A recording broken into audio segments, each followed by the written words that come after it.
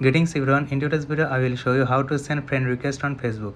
Before you get started, please subscribe our channel. First of all, open a Facebook app and go to friends. That's where we can find incoming friend request. We can tap add see all, and then if we would like to add that user to our friends, we can tap add confirm. Also there we can find people you may know, and then from here we can easily send friend request to a dead person just by hitting add friend. Just like that, keep in mind that these are users must confirm their request before you become friends. And also you can send friend request directly from user profile, so we can go to someone's profile, and that's where we can also find add friend button. If we tap on it, we will send friend request to that user. That's how you can easily send friend request on Facebook. This is the video for today. Thanks for watching this.